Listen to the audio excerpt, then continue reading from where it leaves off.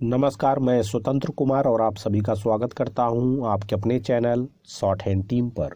तो दोस्तों, आज के इस वीडियो में रामधारी सिंह गुप्ता खंड 2 के प्रतिलेखन संख्या 76 के डिक्टेशन को हम लोग लेने वाले हैं।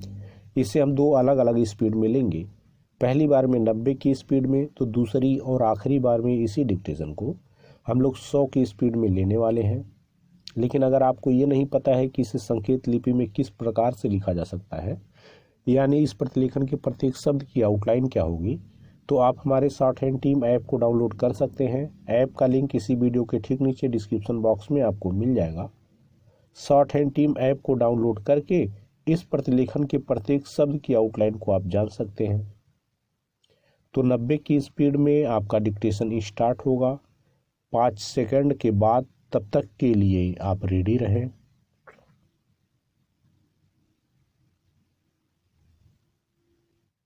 स्टार्ट।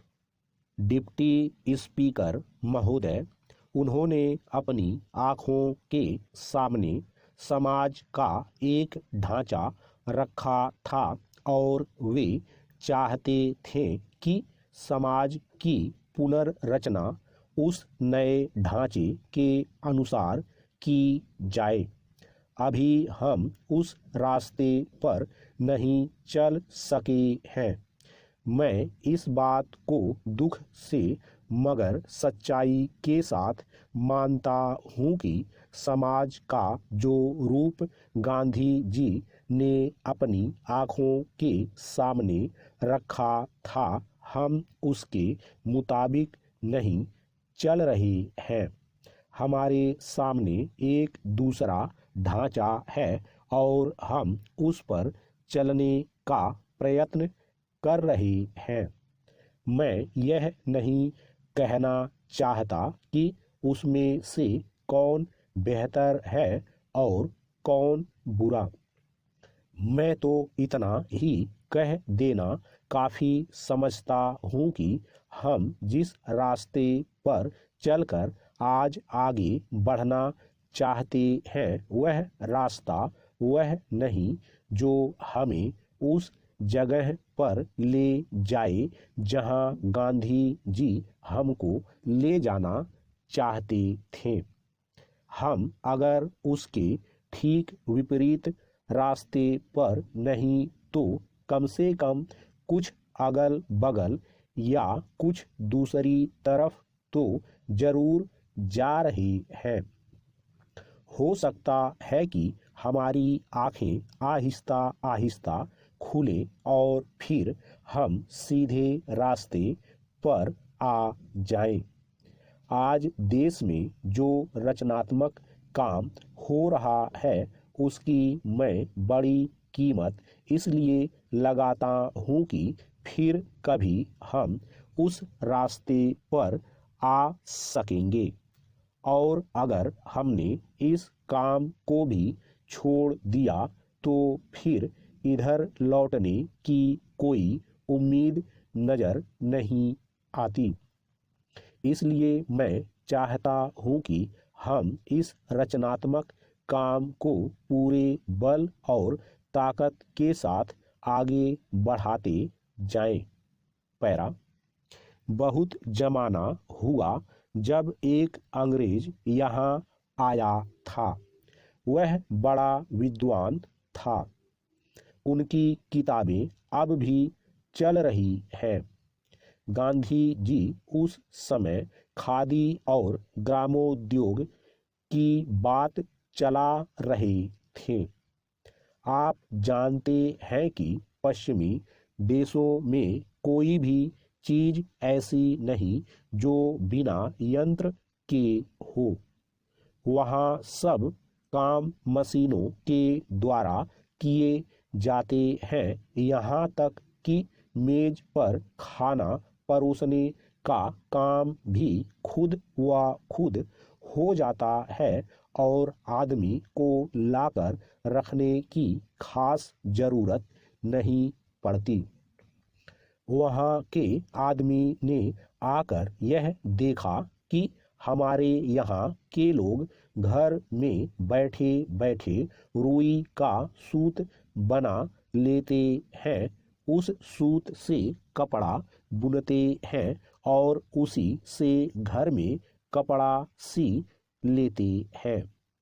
उसने यह भी देखा कि यहाँ के लोग इसी प्रकार खेती के काम में भी धान को कूट पीस कर चावल बना लेते हैं। रोटी और तरह तरह की चीजें घर में ही बना लेते हैं और खा लेते हैं। हमारी इन सब चीजों को देखकर उसने कहा कि हम इन चीजों को अपने यहाँ कायम रखें, अगर पूरी तरह से नहीं तो कम से कम नमूने के तौर पर तो कायम रखे ही। एक दिन आएगा जब दुनिया सब मशीनों को छोड़ फिर इसी चक्की का उपयोग करेगी और इसी चरखे पर सूत कातेगी। यह बात मैंने 25-30 बरस पहले की कही है।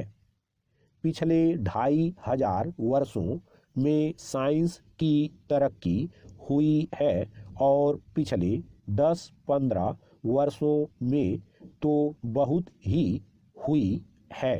स्टॉप। दोस्तों, इसी डिक्टेशन को दूसरी बार में हम लोग 100 की स्पीड में लेंगे और आपका समय स्टार्ट होगा 5 सेकंड के बाद। तब तक के लिए आप रेडी रहें।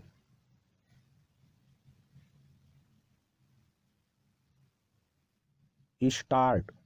डिप्टी स्पीकर महोदय, उन्होंने अपनी आंखों के सामने समाज का एक ढांचा रखा था और वे चाहते थे कि समाज की पुनर्रचना उस नए ढांचे के अनुसार की जाए। अभी हम उस रास्ते पर नहीं चल सके हैं। मैं इस बात को दुख से मगर सच्चाई के साथ मानता हूँ कि समाज का जो रूप गांधी जी ने अपनी आँखों के सामने रखा था, हम उसके मुताबिक नहीं चल रहे हैं। हमारे सामने एक दूसरा ढांचा है और हम उस पर चलने का प्रयत्न कर रहे हैं। मैं यह नहीं कहना चाहता कि उसमें से कौन बेहतर है और कौन बुरा। मैं तो इतना ही कह देना काफ़ी समझता हूँ कि हम जिस रास्ते पर चलकर आज आगे बढ़ना चाहते हैं वह रास्ता वह नहीं जो हमें उस जगह पर ले जाए जहाँ गांधी जी हमको ले जाना चाहते थे। हम अगर उसके ठीक विपरीत रास्ते पर नहीं तो कम से कम कुछ अगल बगल या कुछ दूसरी तरफ तो जरूर जा रहे हैं। हो सकता है कि हमारी आंखें आहिस्ता आहिस्ता खुले और फिर हम सीधे रास्ते पर आ जाएं। आज देश में जो रचनात्मक काम हो रहा है उसकी मैं बड़ी कीमत इसलिए लगाता हूँ कि फिर कभी हम उस रास्ते पर आ सकेंगे।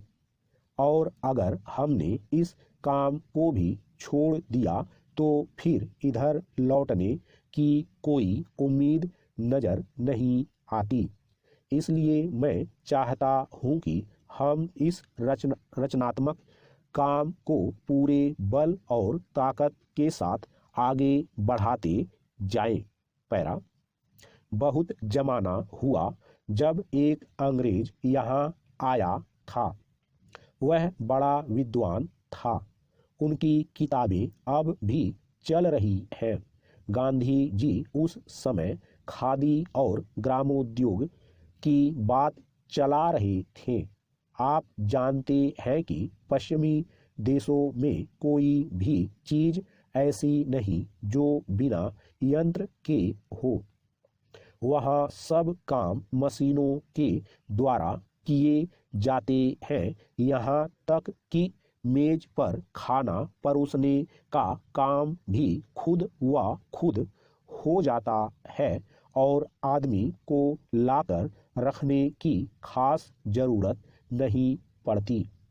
वहाँ के आदमी ने आकर यह देखा कि हमारे यहाँ के लोग घर में बैठे बैठे रुई का सूत बना लेते हैं, उस सूत से कपड़ा बुनते हैं और उसी से घर में कपड़ा सी लेते हैं।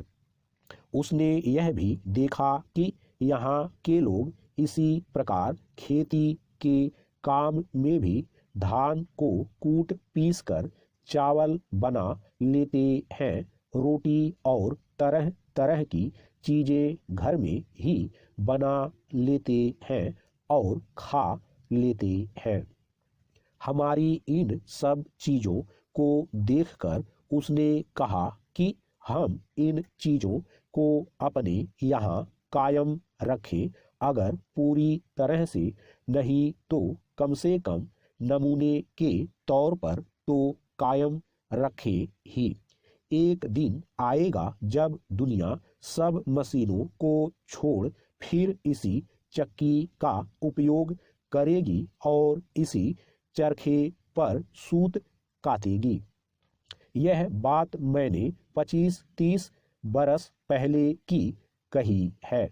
पिछले 2500 वर्षों में साइंस की तरक्की हुई है और पिछले 10-15 वर्षों में तो बहुत ही हुई है। स्टॉप।